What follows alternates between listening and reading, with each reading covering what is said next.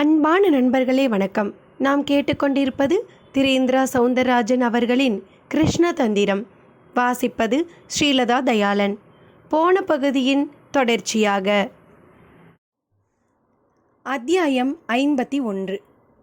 குறிப்பு: விட்டலாச்சாரியாரின் கேள்விக்கு மன்னாரும் பதில் தர தொடங்கினார். அவர் இப்போது பழைய மன்னாரே இல்லை. அவரது பார்வை, பேச்சு சகலத்திலும் ஒரு ஞான ஒளி மின்னியது. கிருஷ்ணானுகிரகம் என்பது ஒரு மாட்டிடையனை கூட மகத்தானவனாக ஆக்கும் என்பதற்கு பெரும் சான்றாக இருந்தது மன்னாரின் பதிலும். ஆச்சாரியரே, கண்ணன் தானாக திரௌபதிக்கு தரிசனம் தரவில்லை. திரௌபதிதான் புத்திசாலித்தனமாக கேட்டு வாங்கி கொண்டாள். திரௌபதி வரையில் கண்ணனுக்கு ஒரே நோக்கம்தான், கொடுத்த சத்தியத்தை காப்பாற்ற வேண்டும். இதற்கு வேறு விதமாகவும் பொருளுண்டு. சத்தியம் என்பது கடவுளுக்கும் பொதுவானது. கடவுளே கூட அதை காப்பாற்ற தவறிவிடக் கூடாது. எனவே அது கடவுளை விட மேலானது என்பதும் இதன் மூலம் கண்ணனால் வழிமொழியப்படுகிறது. அடுத்து, தூய்மையாக பக்தி செலுத்தும் பாகவதர்களுக்கு அவர்கள் விரும்பும்போது நான் காட்சி தருவேன் என்று ஏன் கண்ணன் கூறவில்லை என்று கேட்டீர்கள். உங்கள் கருத்து தவறானது.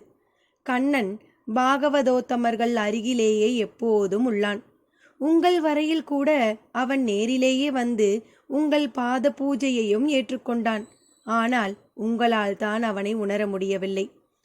விரும்பும்போது தரிசிக்க வேண்டும் என்னும் பதமே பிழையானது. அவனை விரும்பாத பொழுது என்று ஒன்று இருக்கிறதா என்ன? அப்படியென்றால் எப்பொழுதும் அவனை தரிசித்தபடியே இருக்க வேண்டும் என்று அர்த்தமாகிறது. மனதில் அவன் பரிபூரணமாக இருந்துவிட்டால் புறத்தில் அவனை எதற்கு தேட வேண்டும்? புறத்தில் தேடும்போது அகத்தில் அவன் இல்லை என்னும் பொருள் உருவாகிறதே. அவன் எங்கு இல்லை, எதில் இல்லை? அவனை தனியாக ஒரு குறிப்பிட்ட வடிவில் பார்க்க விரும்புவது என்பது ஞானமுள்ள பக்தி ஆகாது. அப்படியென்றால் அவன் வடிவமற்றவனா என்று கேட்கக்கூடாது. தண்ணீரானது அது கொள்ளும் பாத்திர வடிவை அப்படியே எடுத்துக்கொள்கிறது.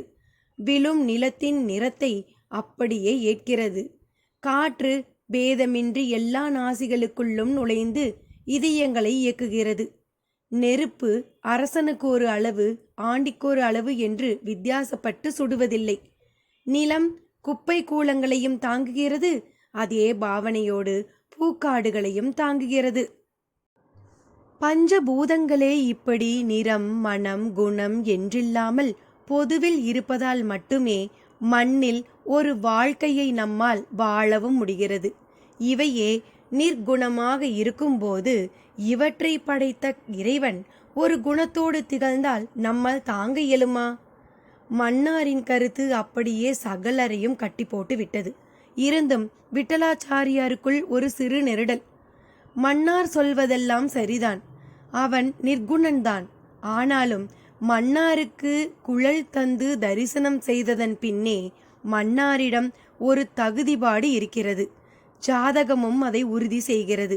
இதன் மூலம் இறை தரிசனம், முக்தி, மோட்சகதி என்று சகலத்துக்கும் ஒரு முயற்சியும் அதற்கென்ற ஒரு உழைப்பும் தேவைப்படுவதும் தெரிய வருகிறது. இது கிட்டத்தட்ட பாடுபட்டால் பலனுண்டு என்றாகிறது.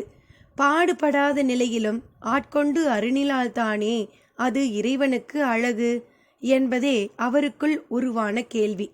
ஏனென்றால் ஒன்றான அவனே இரண்டாகவும் உள்ளான். அதாவது குணமாய் நிர்குணமாய் இரண்டையும் அவன் சமமாகத்தானே ஆட்கொள்ள வேண்டும். மாயையில் உள்ள மனிதர்களுக்கு வேண்டுமானால் பெரியது, சிறியது, நல்லது, கெட்டது, வலியது, எளியது என்று பேதங்கள் இருக்கலாம். இறைவனுக்கு இருக்கக்கூடாதல்லவா? தனது நெருடலை ஒரு கேள்வியாக கேட்டிட விட்டலாச்சாரியார் தயங்கவில்லை. இதற்கும் மன்னாரிடம் புன்னகைதான் முதலில் பதிலாக விளைந்தது. இனி கதைக்குள். ராகவ் ஷியாமளாவையும் மாஸ்டரையும் காரியம் நடக்கும் இடம் நோக்கி அனுப்பிவிட்டு மெல்ல சமையல் கட்டு நோக்கி நடந்தான். அங்கே கோமலா மாமி ஒரு பெரிய கூட்டத்துக்கே சமைக்க வேண்டிய பொறுப்பில் ஒருவித அல்லாளலுடன் இருந்தாள். அவள் அருகே சென்றான். மாமியும் அவனை ஏறிட்டாள். மாமி, ஒரு முக்கியமான விஷயம். தெரியும், என்ன சொல்ல போறேன்னு தெரியும். அந்த பைராகி இந்த ஆற்றுல இருக்கிற அந்த புல்லாங்குழலை கொண்டு வந்து தந்தா நான் பிடிச்சு வச்சுட்டு இருக்க அவ்வளவு பேரையும் விட்டுடுறேன், இல்லைனா அவளை கொன்னுடுவேன்னு மிரட்டினாராக்கும். மாமி வானலியில் சேப்பங்கிழங்கை வதக்கியபடியே தன் யூகத்துக்கு கேட்டாள். ராகவ் அதை சற்றும் எதிர்பார்க்கவில்லை. ஒரு சில வினாடிகள் தடுமாறியவன், ஐயோ மாமி, உங்களுக்கு ஆனாலும் பயங்கர கற்பூர புத்தி தான் என்றான். என் புத்தியை விடுங்கோ, உங்க சத்சங்கத்தில் என்ன முடிவு எடுத்தேல்? அது ருத்ரா சார் தன் பாணியில் இந்த செல்ஃபோனில் பேசினதை வச்சே அந்த ஆளை பிடிச்சுடுறேங்கிற மாதிரி பேசிட்டு போயிருக்காரு. ஷியாமலாவும் வாசப்பக்கம் பந்தல்ல இருக்கா. எனக்குள்ள இப்போ வேறு மாதிரி ஒரு எண்ணம். என்ன? நம்மக்கிட்ட இருக்கிற புல்லாங்குழல் மாதிரியே ஒரு டூப்ளிகேட்டை எடுத்துட்டு போய் பைராகி கிட்ட கொடுத்து அந்த ஆளுக்கு கொஞ்சம் போக்கு காட்டலாம்னு பார்க்குறேன். அந்த ஆள் ஏமாறுவாரா? இது என்ன கேள்வி? என்கிட்ட இதுதான்ப்பா இருக்குன்னு சாதிக்க வேண்டியது தானே. சரி செய்யுங்கோ செய்யுங்கோன்னு சொல்லிட்டு இப்படி காய்கறியை வதக்கினா எப்படி? நான் என்ன பண்ணணும்? சரிதான், அந்த புல்லாங்குழலை கண்ணிலையாவது காட்டுங்க, அப்போத்தானே என்னால் டூப்ளிகேட்டை பண்ண முடியும். இப்போ அதுக்கிட்டேயே போக முடியாது. பூஜை அறையாக தாழ்பால் போட்டு 10 நாள் ஆகிறது. சுபஸ்வீகாரம் பண்ணுறதுப்ப கதவை திறக்கும்போது மந்திர ஜலத்தால் தீட்டு கழிச்சதுக்கு அப்புறம்தான் அதை கண்ணால் பார்க்க முடியும். மாமி சொன்னதில் அது அந்த மாளிகை போன்ற வீட்டில் இருக்கும் பாகம் தெரிந்து போயிற்று. அப்போ இன்னும் 3 நாள் காத்திருக்கணுமா? நிச்சயமா. அதுக்குள்ள விஷயத்தை நீங்கள் ஷியாமலா கிட்ட சொல்லிடுறேலா, இல்லை நான் சொல்லிடவா? வேண்டாம் வேண்டாம், நானே சொல்லிக்கிறேன். அதை காப்பாற்ற வேண்டியது இனிமே என் கடமையாச்சே. பார்த்து பக்குவமாக நடந்துக்கோங்க. உங்ககிட்ட சொல்லிட்டு நான் எனக்குள்ளே தவிச்சு போனேன். எங்கே அந்த ரகசியம் உங்கள் மூலமாக வெளியே போயிடுமோன்னு ஒரே பயம் எனக்கு. அது சரி, என்ன கேன பையன்னு நினச்சிங்களாக்கும். இந்த நிமிஷம் நான் மாஸ்டர்கிட்ட கூட சொல்லலை. நல்ல வேலை சொல்ல தெரிஞ்ச. ராகவ் ஒரு தினுசாக கைகளை உதறிக்கொண்டான். சரி சரி, போய் அடுத்து ஆக வேண்டியதை பாருங்கோ. இங்கே நீங்கள் பேசின்னு இருக்கிறத ஷியாமலா பார்த்தா சந்தேகப்படுவா. அதுவும் சரிதான். பை பை மாமி.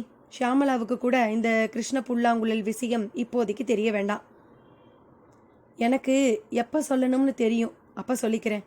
உங்ககிட்ட இன்னும் ஒரு முக்கியமான விஷயம் கேட்கணும். சட்டுன்னு கேளுங்க. இல்லை, யக்னன் ஷியாமலாவோட தம்பிங்கிற அந்த ரகசியம் உங்களுக்கு தெரியும் தானே? மாமி அவன் கேட்டதை வைத்து முகம் மாறி போனாள். பின் மெல்ல தலையை அசைத்தாள்.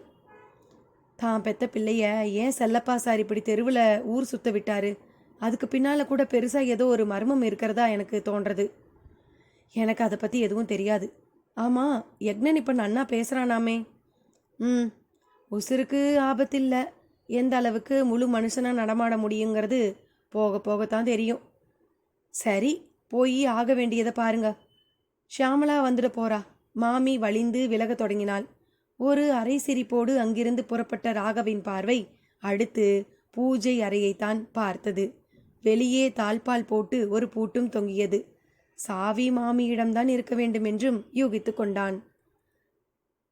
ஆஸ்பத்திரிக்கு தமிழழகனின் குடும்பமே வந்திருந்தது. அவனிடமும் நல்ல தெளிவு. சகஜமாக தன் குடும்பத்தாருடன் பேசிக்கொண்டிருந்தான். ஆனால் எவ்வளவு யோசித்தாலும் தனக்கு சித்தப்பிரமை ஏற்பட காரணமாக இருந்த சம்பவங்கள் நினைவுக்கு வர மறுக்கின்றன என்றான். ஒரு மஃப்டி போலீஸ்காரர் சற்று தள்ளி தமிழன் எக்ஸ்பிரஸ் பத்திரிகையை படிப்பது போல அவனை நோட்டமிட்டு கொண்டுதான் இருந்தார். அவனுக்குள் கோமதியை பற்றிய கேள்விகள் இருந்தன. அதை எப்படி கேட்பது என்கின்ற குழப்பமும் இருந்தபோது அன்புமணியே அங்கு வந்துவிட்டான். தமிழழகனை உற்சாகமாக உட்கார்ந்த கோலத்தில் பார்த்தவனுக்கு சற்று நிம்மதியாக இருந்தது. தமிழழகனுக்கும் அவனை பார்த்த சந்தோஷம் கூடவே நெருடலாகவும் இருந்தது. வாப்பா, எங்க கோமதி என்று தமிழழகன் அப்பா பளிச்சென்று கேட்கவும் தமிழழகனுக்கு தனது காதல் அவர்கள் வரையில் உடைந்து அதை அவர்கள் அங்கீகரித்து விட்டதும் விளங்கிவிட்டது. சற்று கண்கள் கலங்கிட கொஞ்சம் குற்ற உணர்ச்சியோடு அன்புமணியை வெறித்தான். அன்புமணி அவர் கேட்ட கேள்விக்கு பதில் சொல்ல தெரியாதவனாக திகட்டலோடு நிற்க தமிழழகனே வாய் திறந்து பேசினான். அன்பு, என்னை மன்னிச்சிடுப்பா. ஆமா, கோமதி வரலையா? அவ இப்ப எங்க கூடவே இல்லை தமிழ். அன்புமணியின் குரல் உடைந்து போனது.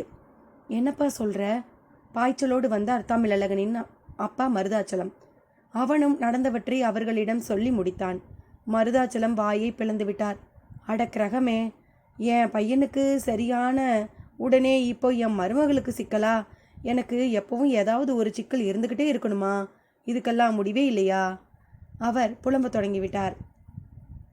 தமிழழகனுக்கும் தவிக்க தொடங்கியது. உட்கார்ந்த நிலையில் இருந்தவன் எழுந்து நிற்க முயன்றான். ஐயோ, எதுக்கு எழுந்திருக்கிற? இப்போ கூட இங்கே உட்காந்துக்கிட்டு கிடக்க நான் ஒன்று பொண்டுகளா? இந்த கிழட்டு மந்திரவாதி பையல பிச்சு பிச்சு பீடா போட்டாதான் என் மனசு அடங்கும் என்றும் கொந்தளித்தான். ஏழை, அந்த ஆளு உன்னை மயக்கி வச்சிருந்து நீயும் அவன் சொன்னதுக்கெல்லாம் ஆடினவன் தான். இப்போ எந்த தைரியத்தில் எழுந்திருச்சு கிளம்பிட்ட? சும்மா இருங்கப்பா. அந்த ஆளை யாராலையும் நெருங்க முடியாமல் போகலாம். ஆனால் நான் அப்படி இல்லை, பார்த்துக்கிறேன் ஒரு கை. அவசியமில்லை தமிழ். போலீஸ் ஆஃபீஸர் ருத்ரா பெரிய அளவில் தேடிக்கிட்டு இருக்காரு. நானும் கம்ப்ளைண்ட் கொடுத்துருக்கேன். சீக்கிரம் நல்ல செய்தி வரும்னு நம்பிக்கிட்டு இருக்கேன் எனும் போதே அன்புமணியின் செல்போன் அலறியது. எடுத்து பார்த்தான். அழைத்தது ருத்ராதான். சார் தான் கூப்பிடுறாரு என்று உற்சாகமானான். சார் சொல்லுங்க சார். எங்கே இருக்க அன்புமணி? ஆஸ்பத்திரியில் தமிழழகன் கூட சார். தமிழ் நல்லா பேசுகிறானா? ஒன்றும் பிரச்சனை இல்லையே? ஒரு பிரச்சனையும் இல்லை சார். தங்கச்சி காணாமல் போனது தெரிஞ்சு அந்த பைராகி மேலே கோபத்தில் இருக்கான். நானும் அது சம்மந்தமாக தான் கூப்பிட்டேன். அந்த பைராகி இருக்கிற இடம் தெரிஞ்சு போச்சு. உங்கள் ஊரில் இருந்து புதுக்கோட்டை போகிற வழியில் சரியாக 7வது கிலோமீட்டரில் ஒரு பம்பு செட்டு கிணறோட சோள வயல் ஒன்று இருக்குது. அங்கே இருக்கிற ஒரு குடிசைக்குள்ளே தான் இருக்காரு. உன் தங்கிக்கும் தாண்டவராய சாமிக்கும் எந்த ஆபத்தும் இதுவரைக்கும் இல்லை. ஆனால் அந்த ஆள் ஒரு வேடிக்கையான டிமாண்டை வச்சுருக்கான்ப்பா. அதுவும் ஷியாமலா கிட்ட. என்ன சார் அது? நான் ஃபோனில் சொல்கிறத விட நீயே போய் ஷியாமலாவை பாரு, அவள் சொல்லுவா, அப்போ தெரியும். சார், அந்த பைராகி இருக்கிற இடம் தான் தெரிஞ்சு போச்சே, போய் பிடிக்காமல் பேசிக்கிட்டே இருக்கீங்களே சார். ஷியாமலாவை தவிர யார்கிட்ட போனாலும் அவங்களும் பணைய கைதி ஆயிடுவாங்க. இது முதல் விஷயம். அடுத்து அந்த நபர் அவங்க 2 பேரையும் என்ன வேணால் செய்யலாம். ஆகையால் ஜாக்கிரதையாக தான் அணுகணும். சரி, அந்த டிமாண்டு சார்? அதான் ஷியாமலாவை பாருங்கன்னு சொன்னேனே. ருத்ரா தன் போலீஸ் புத்தியை அழகாக காட்டத் தொடங்கினான். இனி அன்புமணி ஷியாமலாவை பார்த்து இருக்கும் இடத்தை சொல்லிவிட்டு அவளோடு நிச்சயம் அந்த சோள வயல் பம்ப்செட் நோக்கி செல்வான் என்பது அவர் யூகம். அப்படி அவர்கள் இருவரும் செல்லும்போது நிச்சயம் விஷயம் ஒரு நல்ல சேப்புக்கு வரும். அப்போதுதான் போலீஸ் தன் வேலையை காட்ட வேண்டும் என்று கணக்கு போட்டவர் உடனே புறப்படு என்றார். அவனும் புறப்பட்டான். அத்தியாயம் 52. குறிப்பு: விட்டலாச்சாரியார் விடாமல் கேட்ட அவ்வளவு கேள்விகளுக்கும் மன்னாரிடம் மிக தெளிவான பதில்கள் இருந்தன. அவர் இறுதியாக கேட்ட கேள்வியின் சுருக்கம் இதுதான்: பக்தனை இறைவன் ஆட்கொள்வதில் ஆச்சரியப்பட ஏதுமில்லை. அது ஒரு தாய் தான் பெற்றெடுத்த பிள்ளை மேல் பாசம் காட்டுவது போன்றது. இரத்த சம்பந்தமே இங்கே சகலத்தையும் பார்த்து கொண்டுவிடும். ஆனால் அவ்வாறு இல்லாத ஒரு நாத்திகனை அவன் ஆட்கொள்கின்றானா என்பதைத்தான் அவர் தனக்கு தெரிந்த பாணியில் கேட்டார். அதற்கு மன்னாரும் தானறிந்த விதத்தில் பதிலளித்தார். ஜோதிடரே, நீரை அப்படியே பருகுவது சுலபம். கொதிக்க வைத்துவிட்டால் ஆறும் வரை காத்திருக்கத்தான் வேண்டும். குற்றம் நீரிடம் இல்லை. கொதிக்க வைத்தது நம் செயல். அடுத்து சூடு தாங்காததும் நம் தேகமே. எனவே இங்கே தடை நாம் தானே அன்றி அவனில்லை என்றார். விட்டலாச்சாரியார் அதை ஏதோ விளங்கி கொண்டார். அப்படியே அதை எல்லாமும் மன்னார் ஜீவ சரித்திரத்தில் குறிப்பிடவும் செய்தார். அவ்வளவையும் இந்த உலகம் அறிய வேண்டுமே. அதில் இந்த வாத பிரதிவாதங்கள் விரவி கிடந்தன. அப்படியே மன்னாருடன் இருந்தபடியே குழலிசையால் உண்டான அற்புதங்களையும் அந்த அற்புதங்களுக்கு பின்னால் இருந்த ராகங்களையும் கூட குறித்து வைத்தார். அதற்கு சப்த முகுந்தம் என்கின்ற தலைப்பு ஒரு அதிகாலை வேளையிலே தூக்கம் கலைந்த போது உதித்தது. காலம் இப்படியே சென்று விடுமா என்ன? மன்னாருக்கு தன் காலம் முடிய போவது தெரிய வந்தது. ஞானிகள் முடிவு நாளை அறிந்து கொண்டு விடுவது என்பது 5ஐயும் 3ஐயும் கூட்டினால் 8 வருமே, அதுபோல ஒரு சாதாரண கணக்குதான். அதே கணக்கை கொண்டு தனக்கு பின் கண்ணமங்கலம் எப்படியெல்லாம் தொடரும் என்று கணக்கு போடுவதும் சுலபம்தானே. அப்படி ஒரு கணக்கை மன்னார் போட்டபோது கொஞ்சம் அதிர்வு, கொஞ்சம் சிரிப்பு, கொஞ்சம் மகிழ்வு என்று எல்லா உணர்வுகளும் கலந்தே வெளிப்பட்டன. இனி கதைக்குள். அன்புமணி ருத்ராவின் தொலைபேசி செய்தியை அடுத்து உடனே புறப்பட தயாரானான். வாசலில் கட்டிலில் படுத்திருந்த அவன் தந்தை அவனது வேகம் பார்த்து, எங்க புறப்பட்டுட்ட என்று கேட்கவும் தேங்கி நின்றான். புறப்படும்போது கேட்டது தப்புதான் அன்பு. மன்னார் சாமி படத்தை பார்த்து கும்பிட்டுட்டு போ, வேற ஒன்றும் வேண்டாம், போற காரியம் ஜெயமா முடியும் என்றார். அந்த பதில் அவனுக்கு சற்று தெம்பை தந்தது. ஜெயமா தான்ப்பா முடியணும், முடிச்சாகணும். அதே சமயம் ஒரு விஷயத்தை தெரிஞ்சுக்க, நம்ம மன்னார் சமாதி இப்போ முன்ன மாதிரி இல்லை. அது ரெண்டா பொழந்துக்கிட்டு கிடக்குது. உள்ளே இருக்கிற எலும்பு எல்லாத்தையும் போலீஸ் எடுத்திருக்க, காவல் பாம்பையும் அந்த பைராகி சந்நியாசி கொன்று போட்டுட்டாரு. அட கொடுமையே, நீ சொல்றதெல்லாம் நெசமா அன்பு? இதில் எதுக்குப்பா நான் பொய் சொல்ல போகிறேன்? கொடுமையே, ஊருக்கே காவலாயிருந்த சமாதியை கூடவா அந்த ஆள் விட்டு வைக்கல? அதில் என்ன இருக்குன்னு அந்த ஆள் அதில் கை வச்சுட்டான். அவன் கை வச்சதை விடு, நம்ம மன்னார் சமாதிக்கு சக்தி எங்கே போச்சு? ஊரையே காப்பாற்றுற அவரால் அவர் சமாதியை காப்பாற்றிக்க முடியாமல் போச்சே. ஏலே, நீ என்ன இந்த பகுத்தறிவு பேசுகிற பசங்க மாதிரி பேசுகிற? அவர் எதுக்குடா காப்பாற்றிக்கணும்? 6 குளம் மாதிரிடா பெரியவங்க ஜீவசமாதி. நாம் நம்ம தேவைக்கு அதை பராமரித்து வச்சுக்கிறோம். அது நம்ம தப்பு. என்ன தப்போ, உலகத்திலேயே நம்ம ஊரில் தான் அந்த கிருஷ்ணசாமி நேர்லேயே வந்திருக்காருன்னு கித்தாப்பா பேசிக்கிறோம். அந்த சாமி கோயிலே மூடி கிடக்கு, பூஜை வேற நின்று போச்சு. போதா குறைக்கு திரௌபதி கோயில் மூங்கில் பெட்டியும் களவு போய் அந்த கோயில் குளத்து மீன்கள் எல்லாமும் செத்து போச்சு. நடந்திருக்கிற எதுவும் நல்ல விஷயமே இல்லை. போலீஸ் ஆஃபீஸர் ஒருத்தரே மண்டையை பிச்சுக்கிட்டு அலையிறாரு. அவர் என்னை பார்த்து கேட்ட கேள்விக்கெல்லாம் என்னால் பதிலே சொல்ல முடியல. அப்படி ஒரு கேள்வி. அன்பு, நீ இப்போ என்னடா சொல்ல வர? உருப்படுற வழியை பார்ப்போங்கிற. இந்த கோயில் சமாதி லொட்டு லொசுக்குன்னு அந்த காலத்திலேயே நின்றுடாம வேகமாக முன்னே போவோங்கிற. இதோ பாரு, நேரத்துக்கு தகுந்த மாதிரி பேசுறதாதான்ப்பா நமக்கெல்லாம் வழக்கம். பிள்ளை பெக்கையில் ஒவ்வொரு பொம்பளையும் புருஷனை கிட்டையே சேர்க்கக்கூடாதுன்னு தான் நினைப்பா. சுடுகாட்டுக்கு உறவுக்காரங்க காரியத்துக்கு போயிட்டு வரப்ப நமக்கும் என்ன பெரிய வாழ்க்கைன்னு தான் தோணும். அதெல்லாம் 2 நாள் கூட நிற்காது.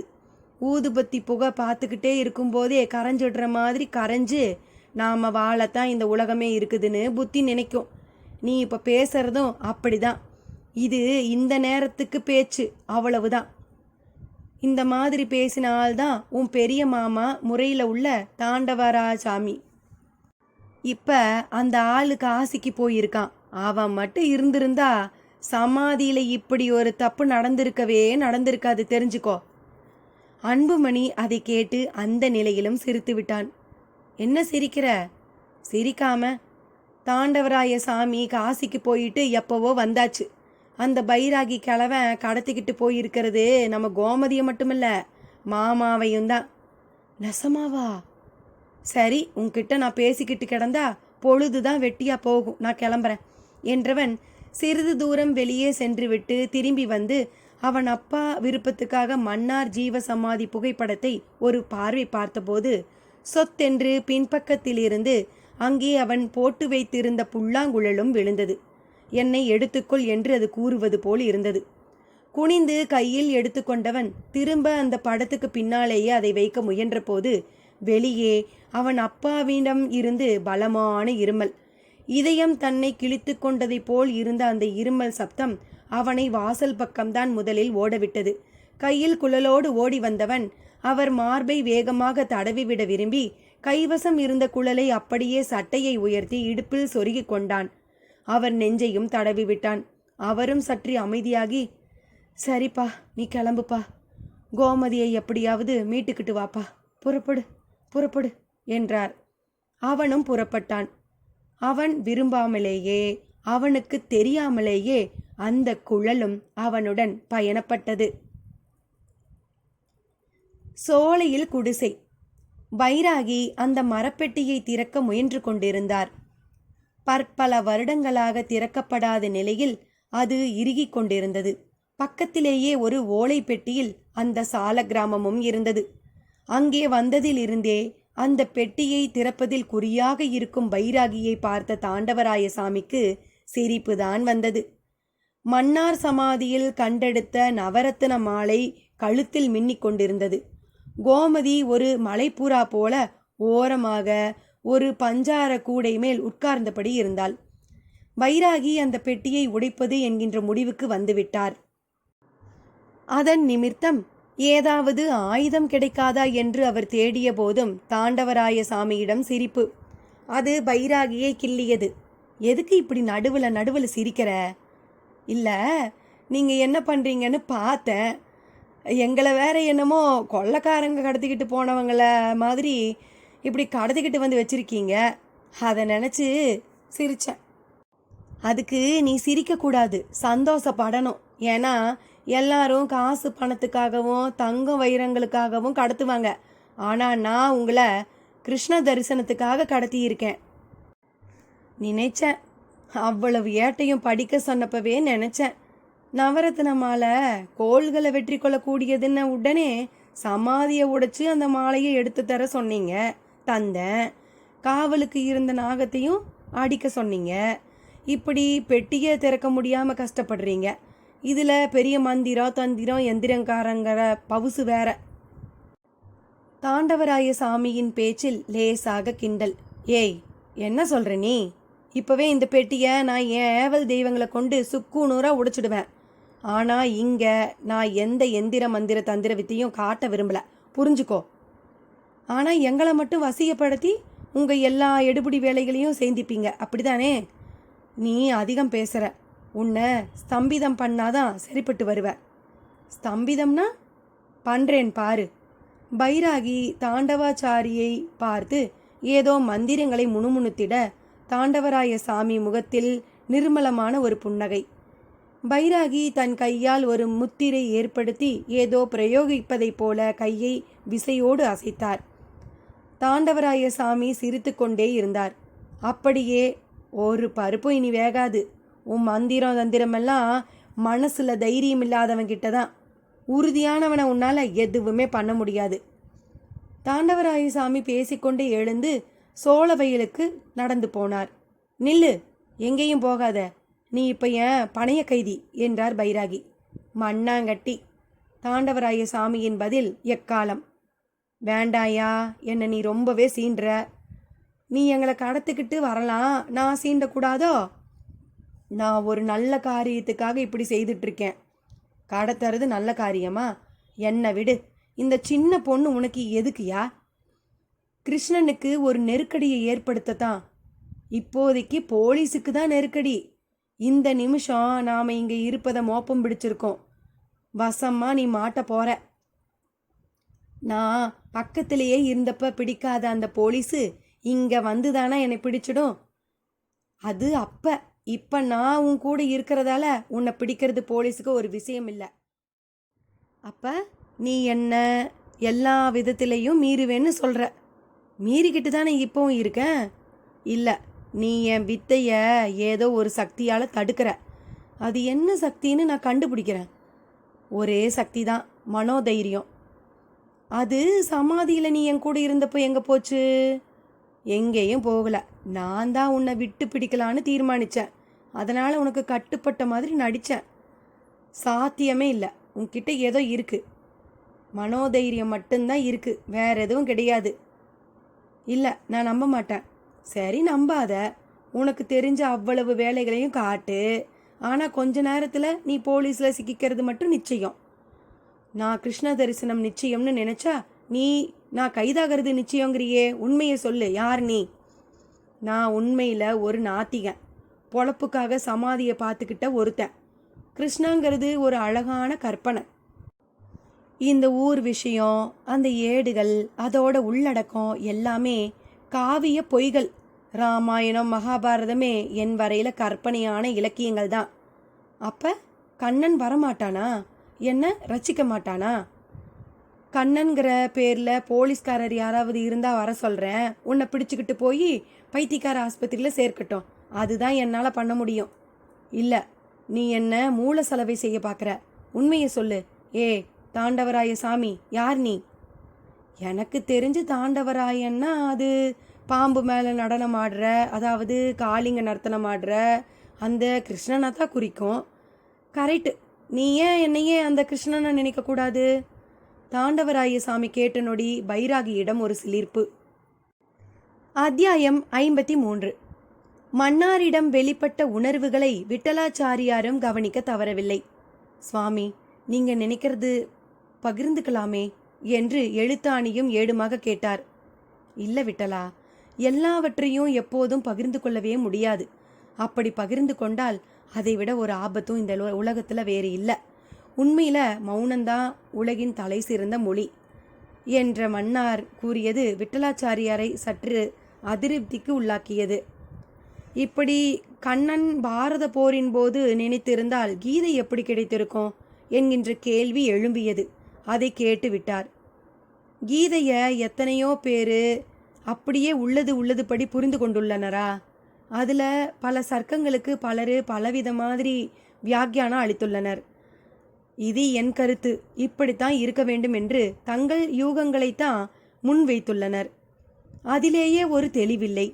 அடுத்து கீதை அனைவருக்கும் பொதுவான ஒரு உபதேசம், அதை உதாரணமாக எடுத்துக்கொள்ளக்கூடாது என்று கூறிய மன்னார், விட்டலா, நான் வரும் அஷ்டமி நாளில் மகா சமாதி ஆகப் போகிறேன்.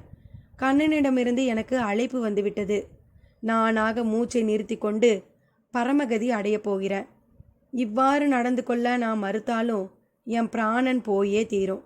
இந்த உடம்பை விட்டு பிராணன் விடுபட மிக குறைவாக 1 வினாடி போதும். அதை மாரடைப்பு என்று இந்த உலகம் கூறும். என்ன போன்ற யோகிகள் யமனுக்கு வேலையே வைக்கக்கூடாது. அவன் வரும்போது உயிரை அவன் வசம் ஒப்படைக்க தயாராக இருக்க வேணும். அதுவே அச்சமற்ற நல்ல ஞானம் என்று மன்னார் கூற விட்டலாச்சாரியாரின் கண்களில் கண்ணீர். நீ எதுக்கு அழகிற? கிருஷ்ண பக்தர்கள் அழவே கூடாது.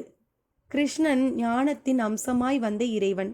அவனது பக்தர்கள் சர்வத்தையும் அவனிடம் விட்டுவிட்டு நடப்பதை அப்படியே ஏற்க பழக வேணும்.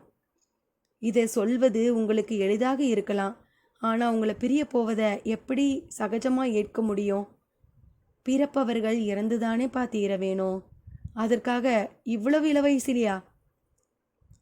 கர்மத்தால் வந்த பிறப்பு இது. என் மூச்சு காற்றின் நீளம் இந்த பிறப்பில் இவ்வளவுதான். எங்களுக்கு இனி யார் வழிகாட்டுவார்? யாரை நம்பியும் யாரும் இல்லை விட்டலா. இந்த விசாரம் கண்ணீர் எல்லாமே மாயை. இதன் ஆயுள் சில தினங்கள் தான். பின் எல்லாம் மாறிவிடும். அதன் பின்பும் மாற்றங்கள் வந்தபடியே இருக்கும். அதற்காக நீங்க மகா சமாதி ஆவத மகிழ்வோடு ஏற்பது என்பது எந்த வகையில சரி? மகிழ்ச்சியும் வேண்டாம், துக்கமும் வேண்டாம். நடுவில் இரு. ஒரு வட்டத்தை போன்றது வாழ்வு. மையத்தில் இருக்க முடிந்தவனுக்கு இன்பம் துன்பம் இரண்டும் சமதூரம். இந்த உரையாடலுக்கு பிறகு விட்டலாச்சாரியார் கண்ணன் அளித்த புல்லாங்குழலை மன்னார் தன்வசமே தருவார் என்று எதிர்பார்த்தார். ஆனால் மன்னார் அத்துடன் தான் பிறந்து வளர்ந்த தாய் தந்தையரின் வீட்டுக்கு சென்றபோது மன்னாரின் தாய்க்கும் மன்னார் சமாதியாக போகும் விஷயம் எட்டியிருந்தது. அவள் கண்ணீரோடு, எல ராசா, எனக்கு கொல்லி போட்டு வழி அனுப்ப வேண்டிய நீ என்னை முந்திக்க போறியா? என்னையா இது நியாயம் என்று கேட்டாள். அம்மா, அதுதானம்மா விதி. என்னடா பொல்லாத விதி? மார்க்கண்டேயன் சிவபெருமான் கிட்ட ஆயுச கேட்ட மாதிரி நீயும் உன் கிருஷ்ணன் கிட்ட ஆயுச கேள. அவள் கண்ணீரை தணிக்க அப்போதைக்கு ஒரு ஆனந்த பைரவி ராகம் வாசிப்பதே சரி என்று மன்னார் மனதுக்கு தோன்றியது. அதை வாசிக்கவும் அவ்வளவு பேரிடமும் ஒரு மயக்கம், ஒரு அமைதி. பக்கத்தில் மன்னாரின் அண்ணன் மகனும் பழைய மன்னாரின் குழலை வைத்துக்கொண்டு மன்னார் வாசித்த ஆனந்த பைரவிக்கு முயன்றதுதான் விந்தை. தன் வசம் இருந்த குழலை அருகில் வைத்துவிட்டு அண்ணன் மகனை அழைத்து முத்தமிட்டு கொஞ்சும்போது அவனது கைக்குழலும் நழுவி கீழே விழுந்து மன்னாரின் கிருஷ்ண புல்லாங்குழலோடு கலந்து கொண்டது. கொஞ்சி முடித்துவிட்டு தனது குழல் என்று மன்னாரின் கரங்கள் எடுத்துக்கொண்டது தனது பழைய குழலை. அந்த கிருஷ்ண புல்லாங்குழல் திரும்ப அந்த குழந்தை வசமே போய் சேர்ந்தது. மகா ஞானியாகிவிட்ட நிலையில் எதிரில் நிற்பவரின் எதிர்காலத்தை எல்லாமும் கணிக்க முடிந்த அந்த திரிகால ஞானிக்கு அந்த மாற்றம் உணர முடியாமல் போனதற்கு கண்ணனின் திருவுள்ளம்தான் காரணமாக இருக்க வேண்டும். வெளியே வந்தவரை ஊரின் புதிய மிராசுவான ஐயங்கார் கண்களில் கண்ணீரோடு வணங்கி நின்றார். அந்த கண்ணீரே அவருக்கும் விஷயம் தெரிந்துவிட்டதை உணர்த்தியது. என்ன எஜமானரே, நான் அடங்க போறத நினைச்சு உங்களுக்கு வருத்தமா? மன்னார் இடையனாக இருந்தபோது அவரை அப்படித்தான் அழைப்பான். அதே அழைப்பு. நான் எஜமானனா சுவாமி? பகவானோட அனுகிரகம் பெற்ற நீங்க தான் எங்க எல்லோருக்கும் எஜமானர். இல்ல, எஜமானா கூட இருந்து எல்லோருக்கும் காவலா இருக்கணும். நான் தான் போக போறேனே. உங்க ஸ்தூலம் வேணா போகட்டும், சூட்சுமம் எங்களை எப்பவும் ரட்சிக்கட்டும். அதுதான் அவன் விருப்பம்னா நான் அதை தடுக்க முடியுமா? அதுதான் அவன் விருப்பம், அதுல சந்தேகம் எனக்கு இல்லை. அந்த கிருஷ்ண புல்லாங்குழல என்ன செய்ய போறீங்க சுவாமி? ஐயங்கார் கேட்கவும் மன்னாருக்கு புரிந்தது. இதுல எதுவும் இல்லை, இதய சுத்தியில தான் எல்லாம் இருக்கு. இருக்கலாம், ஆனா என் வரையில இது வேற, அந்த கிருஷ்ணன் வேற இல்லை. அப்ப இது வேணுமா உங்களுக்கு? பகவான் அனுமதிச்சா கொடுங்கோ. என் குடும்பமும் இதை கொண்டாடும். எதிர்காலத்துல இசை உலகத்துக்கே இது காவலாகவும் இருக்கும். மன்னார் அடுத்த நொடியே மனதுக்குள் கிருஷ்ணா கொடுக்கட்டுமா என்று கேட்டிட, புறத்தில் வெகு தூரத்தில் யாரோ யாரிடமோ கொடுத்துருப்பா, அதுதான் நல்லது என்று வேறு எதற்கோ பேசிய பேச்சு காதில் விழ, நிமித்தகம் மூலமா பதில் வந்தாச்சு, பிடிங்க என்று மன்னாரும் அந்த குழலை ஐயங்காரிடம் தந்தார். அதை அருகே இருந்து பார்த்த விட்டலாச்சாரியாருக்கோ திகைப்பு. ஐயங்கார் சிலிர்த்து போக, அந்த தூரத்து நபரே கொடுத்தத பத்திரமா வச்சுக்கோ, இது ரகசியமும் கூட என்று தான் பேசிய விஷயத்துக்காகவே பேசிட ஐயங்காரும் புரிந்து கொண்டார். இதை என் தலைமுறை பரம ரகசியமா வைத்துக்கொள்ளும். இதற்கு தொடர்பான ஏடுகளும் பத்திரமாகவே இருக்கும். இதை யார் களவாடவும் விடமாட்டேன். இது கிடைக்க நான் புண்ணியம் செய்திருக்கணும் என்று ஐயங்கார் ஆனந்த கண்ணீர் விட்டார். அதன்பின் கழுத்தில் நவரத்ன மாலையோடு மன்னாரும் மகா சமாதி ஆகிட ஒரு பிருந்தாவனம் உருவானது. கூடவே அந்த குழல் எங்கே போயிற்று என்ற கேள்வியும் எழும்பி அலைய ஆரம்பித்தது. விட்டலாச்சாரியாரும் தான் எழுதிய அவ்வளவு ஏட்டுக்குறிப்புகளையும் சப்த முகுந்தம், ஜீவசரித்திரம் என்கின்ற சகலத்தையும் ரகசியமாகவே ஐயங்காரிடம் ஒப்படைத்துவிட்டு ஜீவ சமாதியிலேயே தனது இறுதி காலத்தை கழித்தார். காலமும் உருளத் தொடங்கியது. இனி கதைக்குள். சிலிர்த்து போன பைராகி தாண்டவராய சாமியை உற்று பார்த்தார். கண்களில் நீர் கோர்த்து கொள்ளத் தொடங்கியது. என்னையா பார்க்கற? கடவுள்தான் தூண்லையும் இருக்காரு, துரும்புலையும் இருக்காரும்பாங்களே, அப்ப எனக்குள்ள அந்த கண்ணன் இருக்கக்கூடாதா? தாண்டவராய சாமிதான் திரும்பவும் கேட்டார். அதகலமான கேள்வி அது.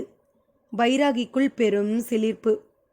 முருகன் அவ்வை பாட்டியிடம் சுட்ட பழம் வேண்டுமா சுடாத பழம் வேண்டுமா என்று கேட்டதை போன்ற ஒரு கேள்வி அல்லவா இது?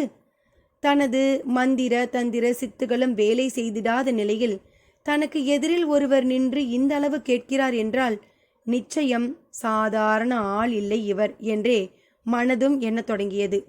உண்மையை சொல்லு, யாரு நீ? என்னையா கேள்வி? இப்போதைக்கு நான் தான் கண்ணன். என்னை கண்ணனா நினச்சிக்கிட்டு இந்த பொண்ணையும் அப்புறம் இந்த மாலை இந்த பெட்டி எல்லாத்தையும் ஒழுங்கா திருப்பி கொடு, அதுதான் உனக்கு நல்லது. தாண்டவராய சாமி மிரட்டவே தொடங்கிவிட்டார். அதே வேளையில் அருகில் உள்ள மரத்தில் ஒரு சலசலப்பு. மரத்து பறவைகள் தெரித்து பறந்திட சோள வயலுக்குள் யாரோ நடந்து வரும் அரவம். பைராகி முகத்தில் புதிதாக முதல் முறையாக அச்சம் சூழத் தொடங்கியது. ஓ, யார் வராங்க? யாரது? ஒரு சராசரி மனிதர் போல பதறிட, தாண்டவராய சாமி சிரித்தபடியே, எல்லாம் வேற யாரா இருக்கும், போலீஸா தான் இருக்கும். அந்த ஆஃபீஸர் ருத்ரா ஒரு யமகாத பேர்வழி. பொதுவா இந்த காலத்துல போலீஸே ரொம்ப சாமர்த்தியசாலிங்க தான். ஒரு குற்றவாளியை பிடிச்சே தீரணும்னு அவங்க முடிவு செய்துட்டா அவன் செத்து யமலோகம் போயிட்டாலும் அங்கேயும் வந்து நிற்பாங்க. இங்கே தானா அவர்களால் வர முடியாது? தாண்டவராய சாமி கொஞ்சம் மிகையாகவே பேசிட அவர்கள் எதிரில் ஷியாமளாவும் அன்புமணியும் வந்து நின்றனர். ஆட நீங்க தானா? நான் கூட போலீஸோன்னு நினச்சிட்டேன் என்றார் தாண்டவராயசாமி. இருவரிடமும் ஓடி வந்த மூச்சிறைப்பு. அன்புமணியை பார்த்த நொடி கோமதி எழுந்து போய் அவனை ஒட்டி கொண்டு நின்றாள். ஷியாமளா முறைக்க ஆரம்பித்தாள். பைராகிக்கு வெளவெளக்க தொடங்கியது. வாமா வா, பாவம்மா இந்த ஆளு. கொஞ்சம் இந்த ஆளை பைத்தியக்காரன்னு சொல்லாம கிருஷ்ணர் சாமி வந்தாதான் எங்களை விடுவேன்னு இந்த ஆள் ஒரே அடம். அதனால் இவனை கிறுக்கன்னே சொல்லலாம். அந்த சாமி இந்த ஆளுக்கு தரிசனம் தர்ற அளவுக்கு இந்த ஆள் என்னத்தை பெருசாக கிழிச்சிட்டாரு? அப்படியே கிழிச்சிருந்தாலும் இதெல்லாம் கடவுள் நேரில் வர காலமாமா. சாமி பொய், கடவுள் பொய், எல்லாமே மூட நம்பிக்கை, முட்டாள்தனம்னு சொல்கிற பல இயக்கங்கள் இந்த பூமியில் இருக்கும்போதே சபரிமலைக்கும் திருப்பதிக்கும் மெக்காவுக்கும் மதினாவுக்கும் கூட்டம் கட்டி ஏறுது. அங்கே ஜெருசலம் வாட்டிக்கன்லையும் சரியான கூட்டம். இதில் சாமி நேரில் வந்துட்டா அதை ஃபோட்டோ படமாவோ வீடியோவோ படமாவோ எடுத்துட்டா இந்த கோயிலுங்கள்லாம் தாங்குமா? குடிக்கிற தண்ணி பாட்டிலில் 15 ரூபாய்க்கு விற்கிற இந்த பூமியில் வாழ்ந்து கிழிச்சது போதும், தலையையே காணிக்கையை கொடுத்து சாமிக்கிட்ட போயிடுவோம், அப்புறம் சொர்க்கத்தில் உல்லாசமாக எப்பவும் இருக்கலான்னு நினைக்க மாட்டாங்களா? இந்த ஆளுக்கு அதெல்லாம் எதுவுமே தெரியல. தனக்கு மட்டும் கிருஷ்ண தரிசனம் கிடைச்சே தீரணும்னு அடம் பிடிச்சு பாரு இந்த ஊரையே இப்போ பாடா படுத்தி வச்சிருக்கான். தாண்டவராய சாமி சொல்ல சொல்ல ஷியாமளாவிடமும் ஆவேசம் அதிகரித்து கொண்டே சென்றது. உங்களால் என் அப்பா உயிரையே விட்டாரு. அவருக்கு அட்டாக் வர்றதுக்கு காரணமே நீங்கள் தான். போதாத குறைக்கு இந்த பொண்ணு பொட்டின்னு இஷ்டத்துக்கு கடத்தி தப்புக்கு மேலே தப்பு பண்ணிட்டு இருக்கீங்க. கேட்டால் கிருஷ்ண தரிசனத்துக்காகன்னு எனக்கு சிரிப்பு மட்டும் இல்லை, அழுகையும் சேர்ந்து தான் வருது. ஷியாமளா சீறினாள். ஆனால் அவரோ கைகளை கூப்பியவராக, அம்மா திரௌபதி, நீ தான் புரியாமல் பேசுகிற. என் பரம்பரையே கிருஷ்ண தரிசனத்துக்கு முயற்சி செய்தது, ஆனால் முடியலை. தவம் இருந்து அவனை அடைய எங்களுக்கு ஆயுள் பலம் போதாதுமா. அதான் இப்படி ஒரு குறுக்கு வழியில் இறங்கின. உன் அப்பா செத்து போனதுக்கு நான் காரணம் இல்லை, அவர் செய்த தப்பு தான் காரணம். போலி கௌரவத்தை பார்த்து யக்னனை தெருவில் விட்டவன் உன் அப்பன். அவன் அம்மா அனாதையாக சாகும்போதும் உன் அப்பா மானத்துக்கு பங்கம் வராதபடி என்கிட்ட மட்டும் யக்னன் பொறுப்புக்கு யார் காரணம்னு சொல்லிக்கிட்டு செத்து போனான். நானும் என் உபாசனா சக்தியால் கிருஷ்ணன் புல்லாங்குழல் உன் வீட்டில் இருக்கிறத தெரிஞ்சுக்கிட்டு இந்த விஷயத்தை சொல்லியே உன் அப்பனை மிரட்டி வழிக்கு கொண்டு வர நினச்சேன். ஆனால் உன் அப்பன் யக்னனை ஏற்றுக்காம அவன் என் பிள்ளை இல்லைன்னு சாதிச்சான். காரணம் அந்த கிருஷ்ண புல்லாங்குழல். என் வம்சமே அழிஞ்சாலும் புல்லாங்குழலை இழக்க மாட்டேங்கிறது தான் உன் அப்ப நிலை. அவனை வழிக்கு கொண்டு வரத்தான் நான் பலவிதமாக நாடகம் ஆடினேன். நீயும் புராணம் படிச்சிருப்ப. அதில் நேர் வழியில் போனவங்களை விட குறுக்கு வழியில் போனவங்களை தான் அந்த கடவுளும் வேகமாக ஆட்கொண்டு இருக்கும். துர்காதேவி காலடியில் கிடக்கிற மகிஷன், முருகன் கையில் கொடியா பறக்கிற சூரபத்மன், நரசிம்மனோட மடியிலேயே கிடந்த ஹிரண்யன்னு நான் அநேக உதாரணங்களை சொல்லுவேன். அதனால தான் நானும் நேராக போக முயற்சி செய்யலை, இந்த வழியை தேர்ந்தெடுத்தேன். பைராகி கொஞ்சம் ஆவேசமாக பேசினாலும் அது தாண்டவராய சாமியை மேலும் சிரிக்கத்தான் விட்டது. ஐயா சிரிக்காத, இந்த சிரிப்பு எனக்கு இன்னும் சாதாரண சிரிப்பாகவே தெரியலை. தலைப்பக்கம் துரியோதனனும் கால் பக்கம் அர்ஜுனனும் உட்கார்ந்தப்போ கண் திறந்து பார்த்து முதல்ல துரியோதனனுக்கும் அப்புறம் அர்ஜுனனுக்கும் வாக்கு கொடுத்துட்டு சிரிச்ச அந்த கிருஷ்ணன் சிரிப்புக்கும் இந்த சிரிப்புக்கும் எனக்கு பெருசாக வித்தியாசம் தெரியலை. அப்போ நான் தான் கிருஷ்ணன்னு ஏற்றுக்கிறேன்னு சொல்லு. அப்படித்தான் எனக்கு தோணுது. தோணட்டும், ரொம்ப நல்லா தோணட்டும். எப்படியோ உன் பிரச்சனை தீந்தா சரி. உனக்காக நான் புல்லாங்குழல் கூட வாசிக்கிறேன். அச்சு அசலா கிருஷ்ணனாவே என்னை நீ பார்த்துக்கோ. மனசால நினச்சி கண்ணால் பார்த்துக்கிறதுல யாருக்கு என்ன நஷ்டம்? கேள்வியோடு கேள்வியாக அன்புமணி கையில் இருந்த அந்த புல்லாங்குழலை பிடுங்கிய தாண்டவராய சாமி உடனே அதை வாசிக்கவும் செய்தார். வாசிப்பா அது? தேனும் பாலும் தேட்டையாக கலந்து திமு திமுவென்று ஒரு ஆற்று வெளியில் ஓடி வந்தால் எப்படி இருக்கும்? அப்படி இருந்தது. சோள வயலில் அநேக சோளத்தட்டைகள் நீரின்றி துவண்டு ஒடிந்தது போல கிடந்தன. அவை எல்லாமும் நிமிர்ந்ததுதான் ஆச்சரியம். ஷியாமளாவும் அன்புமணியும் கூட அந்த இசை இன்பத்தில் தாங்கள் யார், எதற்கு வந்திருக்கிறோம், நிற்கும் இடம் எது என்கின்ற சகலத்தையும் மறந்து போயினர். பைராகியின் கண்கள் இரண்டிலும் ஆனந்த கண்ணீரின் பிரவாகம். அனிச்சையாக கைகள் சாலக்கிராமத்தையும் மூங்கில் பெட்டியையும் தூக்கி ஷியாமளா வசம் ஒப்படைத்தன. அத்தியாயம் 54. குறிப்பு: அழுக்கேறிய தோளில் கிடந்த துண்டை எடுத்து இடுப்பில் கட்டிக்கொண்டார் பைராகி. ஒரு சந்நிதியில் இறைவன் திருவுருவம் முன்னால் பணிவாக நிற்பவரின் பாவனை அவரிடம் தாண்டவமாடியது. அதே சமயம் அவர் எதிரில் தாண்டவராய சாமிக்கு பதிலாக 10 தலை நாகமான காளிங்கனின் மேல் கிருஷ்ணன் நர்த்தனம் புரிவது போல ஒரு காட்சியும் தோன்றியது. அது மனப்பிரமையா, இல்லை அந்த கிருஷ்ணன்தான் அவர் மேல் பரிதாபப்பட்டு காட்டித்தந்தானா என்பதெல்லாம் $1,000,000 கேள்விகள். அவர் உதடிரண்டும் கிருஷ்ணா கிருஷ்ணா என்று துடித்தன. எடுத்தவரை பிறப்பு போதும், எச்சிலும் மலமுமான உடம்பு போதும், பசியும் தாகமுமான வாழ்க்கை போதும், திரும்ப ஒரு பிறப்பு வேண்டவே வேண்டாம். என் மொத்த கருமமும் கண்ணா இந்த காட்சியால் தீர்ந்தது.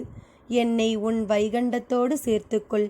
என் செயல்கள் தப்பானதாக இருக்கலாம், ஆனா நோக்கத்தில் ஒரு பழுதும் கிடையாது. நான் வாழ ஆசைப்பட்டு நெருக்கடிகளை கொடுக்கல. உன்னை சேர ஆசைப்பட்டேன், எல்லாம் செய்தேன். நான் எங்கே செய்தேன்? இதையெல்லாம் நீதானே செய்த. நீ ஆட்டின, நான் ஆடின. இப்போ கூட நீ தான் என் ஆட்டத்துக்கு முற்றுப்புள்ளி வைக்க போற. நான் உன் கூடவே வந்துடுறேன், உன் கூடவே வந்துடுறேன். பைராகியின் பேச்சில் முடிவில் அவர் உடம்பு சொத்தென்று தரைமேல் விழுந்தது. கண்கள் இரண்டும் திறந்த நிலையில் இருக்க, கைகள் இரண்டும் தாண்டவராய சாமியின் கால்களின் மேல் இருந்தன. தாண்டவராய சாமியும் வாசிப்பை நிறுத்தினார். குனிந்து பார்த்தார். அன்புமணி அவர் கண்களை மூடியவராக, போய் சேர்ந்துட்டாரு என்றான். ஷியாமளாவுக்கு ஏனோ அழுகை வந்தது. என்னம்மா, இந்த கிறுக்கனை நினச்சி அழுவுறியா? அழாதே, இவன் ஒரு வகையில் கொடுத்து வச்சவன். நாம் என்ன நினைக்கிறோமோ அதுவாகத்தான் ஆகிறோம்னு இப்பெல்லாம் ரொம்ப படித்தவங்க சொல்கிறாங்க இல்லையா? அந்த வகையில் இந்த ஆளுக்கு நானே கிருஷ்ணனா தெரிஞ்சிருக்கேன் போல இருக்கு. அதான் கிருஷ்ணனை பார்த்த சந்தோஷத்தில் உயிர் போயிடுச்சு. அந்த ஆள் சொன்ன மாதிரி வழிகள் தப்பாக இருந்தாலும் நோக்கம் நல்லதாக இருந்ததால் இவன் விருப்பம் ஈடேறிடுச்சு. எப்படியோ இனி இந்த கண்ணமங்கலத்துக்கு எந்த சங்கடமும் கிடையாது. தாண்டவராய சாமி குரல் எந்த வருத்தமும் தெரியவில்லை. ஆனால் ஷியாமளாவுக்கும் அன்புமணிக்கும் மனது இலகிவிட்டது. அது அவர்கள் கண்ணீரில் புலப்பட்ட போது முன்பே திட்டமிட்டது போல ருத்ராவும் வந்து சேர்ந்தார். பைராகியின் உடம்பை பார்த்து கொஞ்சம் ஸ்தம்பித்தார். என்ன போலீஸ்காரையா, என்ன பார்க்குறீங்க? கிருஷ்ணனை பார்க்கணும் கிருஷ்ணனை பார்க்கணும்னு பெனாத்துன்னு பெனாத்திட்டே ஊசர விட்டுட்டான். பைத்தியக்கார ஆளு. கடவுள் இருந்தா சுனாமியை வர விட்டுருப்பாரா? கும்பகோணத்தில் பிஞ்சு குழந்தைங்களை தான் கருக விட்டுருப்பாரா? சுத்த கேன பையனுங்க இந்த ஆளு. தாண்டவராய சாமியின் தொனி ஆழம் பார்ப்பது போலவும் இருந்தது. அப்பட்டமாய் ஒரு உண்மையை பேசுவது போலவும் இருந்தது. அம்மாடி, போய் இதையெல்லாம் எங்கன வைக்கணுமோ அங்கே வச்சு அடுத்தடுத்து என்னென்ன செய்யணுமோ அது செய். நான் பார்த்துக்கிட்ட ஜீவ சமாதியிலேயே இந்த பைராகி உடம்பையும் போட்டு மூடிடுறேன். கிருஷ்ணா கிருஷ்ணான்னு கிருஷ்ணனை பார்த்துட்ட மாதிரியே செத்துட்ட இந்த ஆளும் ஒரு சந்நியாசி தானே. மன்னார் சாமியோடு இந்த ஆள் உடம்பும் சேர்ந்து என்ன செய்யணுமோ செய்யட்டும். காசிக்கு போக நினச்சி புறப்பட்ட நான் பாதி வழியில் திரும்பி வந்தேன். இப்போ போனால் எல்லா தரிசனங்களையும் முடிச்சுட்டு தான் வருவேன். வந்து எப்பவும் போல பிருந்தாவனத்தை நானே பார்த்துக்கிறேன். நம்பிக்கை உள்ளவங்களுக்கு ஒரு போக்கிடம் வேணும் தானே. தாண்டவர சாமியின் பேச்சு ருத்ராவுக்கு கொஞ்சம் புதிராகவும் இருந்தது. ஐயா, நீங்கள் கடவுள் இருக்காருன்னு சொல்கிறீங்களா இல்லை இல்லைன்னு சொல்கிறீங்களா? எனக்கு ஒரே குழப்பமாக இருக்குது என்றார். இருந்தா நல்லா இருக்குன்னு ஒரு கருத்து உண்டுதானுங்களே. ஓ, அப்ப நீங்க அந்த கருத்து உடையவரா? நான் ஒரு குழப்பக்காரனுங்க. உண்டென்பாருக்கு உண்டு, இல்லை என்பாருக்கு இல்லைங்கிற ரகனா. விட்டு தள்ளுங்க. இனி இந்த பேச்சே கூடாது. அதான் எல்லா குழப்பங்களும் ஒரு முடிவுக்கு வந்துடுச்சே. நீங்களும் உங்கள் கடமையை ரொம்ப அருமையாக செய்தீங்க. ஒரு போலீஸ்காரர் உங்களை போல தான் இருக்கணும் என்று அவருக்கும் ஒரு பாராட்டு பத்திரம் வாசித்தார் தாண்டவராய சாமி. அப்படியே, அம்மாடி, அந்த யக்னனை இனியாவது உன் சகோதரனா சேர்த்துக்கோ. உன் அப்பாவோட அஸ்தி கரைச்ச சட்டி ஏரி கரையில் ஒரு மூளையில் கிடந்ததை பார்த்தேன். அதில் கொஞ்சம் போல் அஸ்தி சாம்பலும் இருந்தது. அதை யக்னனை கொண்டு ஆற்றுல கரைச்சிரு. உன் அப்பாவோட ஆத்மாவும் ஒரு சாந்தி கிடைச்ச மாதிரி இருக்கும் என்று ஷியாமளாவுக்கு அவரே ஒரு வழியை காட்டினார். அப்போது கோமலா மாமியும் மாஸ்டரும் ஒரு சேர ஓடி வந்தவர்களாக நின்றார்கள். ஆட, இவங்களும் வந்தாச்சா? எதுக்கு இந்த ஓட்டம்? இங்கே தப்பாக எதுவும் நடந்துடலை, எல்லாம் நல்லபடியாக முடிஞ்சிச்சு என்றார். இங்கே ஒரு வேளை எல்லாம் நல்லபடியாக முடிஞ்சிருக்கலாம். ஆனால் அங்கே அந்த ராகவ் ரூம் பூட்டை உடைச்சு அந்த கிருஷ்ண புல்லாங்குழலோட ஊரை விட்டே போயிட்டான். அந்த பிள்ளையாண்டான் இப்படி நடந்துப்பான்னு நான் கொஞ்சம் கூட எதிர்பார்க்கல என்ற போது ஷியாமளா முகத்தில் ஒரு வரட்டு சிரிப்பு. ஷியாமளா, அது உனக்கே தெரியாத ரகசியம். இந்த பைராகி தேடி அலைஞ்ச புல்லாங்குழல் நம்ம ஆற்றுல தான் இருந்தது. எனக்கே உன் அப்பா சாகிறதுக்கு முந்தி தான் சொன்னார். ராகவ் தான் இந்த ஆத்து மாப்பிள்ளைன்னு நான் அவன்கிட்ட சொன்னேன். ஆனால் அவன் துரோகியாக மாறிட்டான். உனக்கு இது அதிர்ச்சியா இல்லையா என்றும் கேட்டாள். குழல்ல எதுவும் இல்லை மாமி, கிருதிய சுத்தியில தான் எல்லாம் இருக்கு. என்னை கேட்டா இதோ இந்த தாண்டவராய சாமி கையில் இருக்கிற இந்த புல்லாங்குழல் தான் உண்மையான கிருஷ்ண புல்லாங்குழல். சித்தம் முந்தி இவர் வாசிச்சப்ப இங்கு இருக்கிற செடி கொடிகள் எல்லாமும் மயங்கினதை நான் பார்த்தேன். இதே குழலால தான் அன்புமணியும் அன்னைக்கு காம்படிஷனுக்கு வாசிச்சு பரிசும் கிடைச்சது. அது இங்கே இருக்கும்போது வேற எதால என்ன பண்ண முடியும்? எனிவே, ராகவினி என்னை தொந்தரவு பண்ண மாட்டான். நான் என் நண்பன் அன்புமணியோட இசை உலகத்தில் பல புதிய முயற்சிகள் செய்ய எனக்கு தடையும் இருக்காது. என்ன மாஸ்டர் சொல்றீங்க? மாஸ்டர் மறுபேதும் கூறாமல் அவள் கைகளை பிடித்து கண்களில் ஒற்றிக்கொண்டார். தாண்டவராய சாமியும் குழலை அன்புமணியிடம் தந்து, அன்பு, ஷியாமளாவே சொல்லிட்டா, இதுதான் கிருஷ்ண புல்லாங்குழல்னு பத்திரமா வச்சுக்கோ. ஆனால் ஒன்று, இதோட முழு வீச்சை இப்போதைக்கு நான் கொஞ்சம் அடக்கி தான் உங்ககிட்ட கொடுத்துருக்கேன். ஆனால் என்னைக்காவது இந்த குழலோட ஜீவன் விஸ்வரூபம் எடுக்கும். அன்னைக்கு உங்ககிட்ட மணியோட தேடல் நின்று போயிடும். அன்பு மட்டும்தான் மிஞ்சி இருக்கும். அன்பே சிவம் மாதிரி அந்த நிலை. அன்பே கண்ணன்.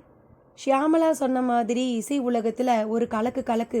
மாஸ்டர் மாதிரி மேதைகளும் கூடவே இருக்காங்க. இனி என்ன கவலை? தாண்டவராய சாமி சொல்லி முடித்தார். பைராகி உடம்பும் ஸ்ட்ரெக்சர் கொண்டு வரப்பட்டு அங்கிருந்து அகற்றப்பட்டது. போலீஸ்காரையா இயற்கையா மூச்சடங்கி உயிர் விட்டிருக்காரு பைராகி.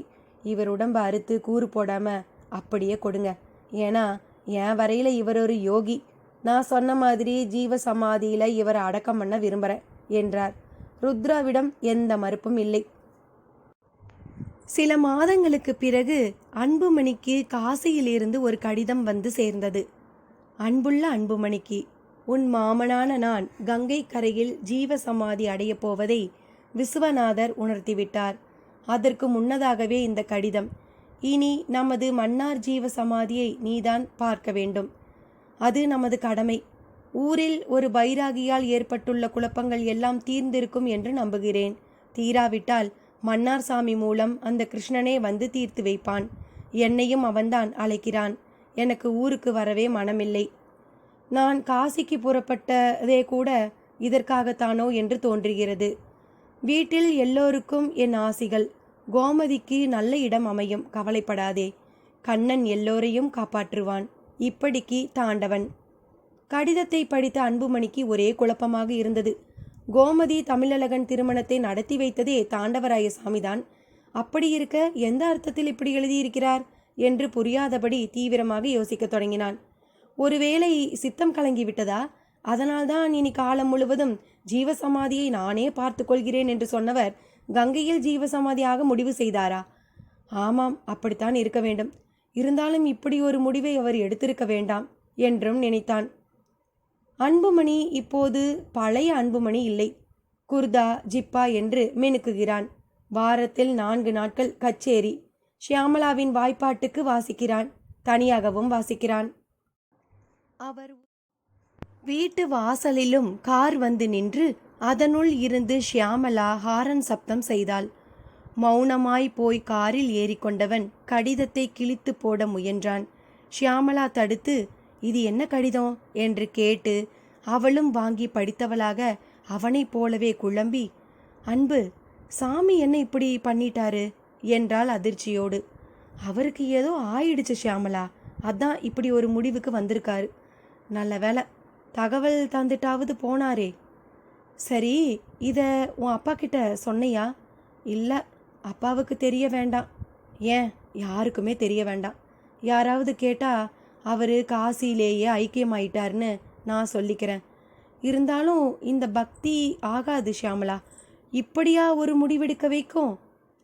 கையில் அந்த கிருஷ்ண புல்லாங்குழலை இறுக்கமாக பிடித்து கொண்டே அன்புமணி கேட்டதில் ஆசைகளோடு வாழ விரும்பும் ஒரு மனிதனின் பெருமூச்சு அவஸ்தையும் இருந்தது.